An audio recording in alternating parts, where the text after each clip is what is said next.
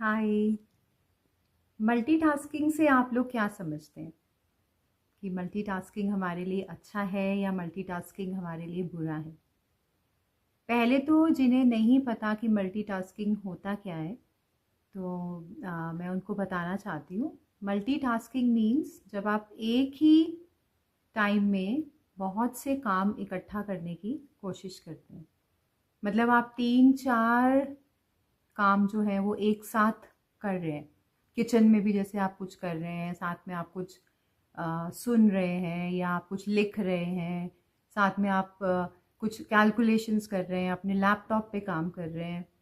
तो ये होता है मल्टीटास्किंग। या आप अगर न्यूली जैसे पेरेंट्स अभी बने हैं तो आप अपने बच्चों को भी साथ साथ संभाल रहे हैं और ऑफिस के काम कर रहे हैं और घर के भी सब काम कर रहे हैं। तो this is called multitasking. Now हम लोगों को क्या लगता है कि मल्टीटास्किंग एक बहुत ही अच्छी चीज़ है, wow multitasker, I am a multitasker, है ना? सब यही सोचते हैं कि मल्टीटास्कर होना तो एक बहुत ही अच्छी बात है। मैं भी ऐसा ही सोचती थी। एक्चुअली मैं अपने लाइफ मैंने जितनी भी अभी तक जी है, मल्टीटास्किंग ही अच्छा समझती थी और अच्छा जानती थी कि मल्टीटास्किंग करना ही एक इंटेलिजेंट जो बंदा होता है ना, वो मल्टीटास्कर होता है, ऐसा ही लगता है। But the thing is the theory says the I mean जो जो साइकोलॉजी है वो यही बोलती है कि मल्टीटास्किंग जो होता है वो अननेसेसरली बर्डन डालता है आपके ब्रेन के ऊपर। अननेसेसरी जो एक स्ट्रेस लेता है आपका ब्रेन, इतनी सारी चीज़ों को इकट्ठे मैनेज करना, और इधर ध्यान है उधर ध्यान है, ये वाला काम वो वाला काम। तो जो एक आपका जैसा है कंसंट्रेशन जो लेवल होता है वो बहुत कम हो जाता है।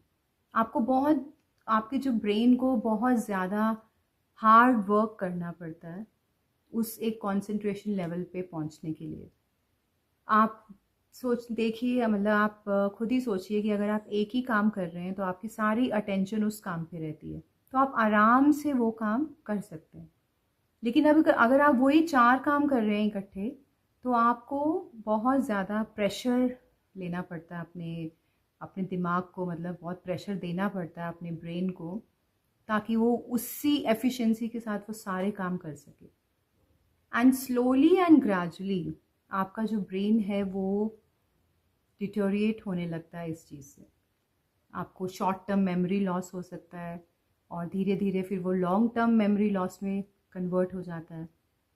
और जो मल्टीटास्कर रहते हैं अपनी सारी लाइफ, लाइक जो भी आपकी एडल्ट लाइफ है आपने मल्टीटास्किंग में निकाली, तो ओल्ड एज में आके उन लोगों को एल्जाइमर होने के बहुत ज़्यादा चांसेस रहते हैं।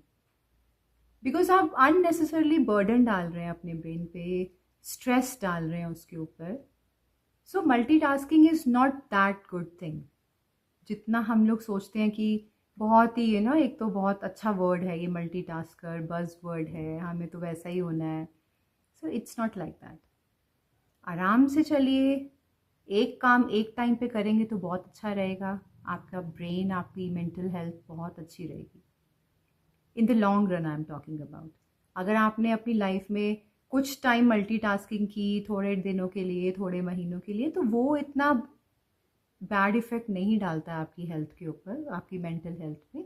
लेकिन अगर आप इसको एक नॉर्म बना लेंगे अपनी लाइफ में, अगर आप सालों साल मल्टीटास्किंग ही कर रहे हैं, आप इतना स्ट्रेस डाल रहे हैं अपने दिमाग पे, तो वो ओल्ड एज में आके आपको बहुत ज़्यादा तकलीफ देने वाला है।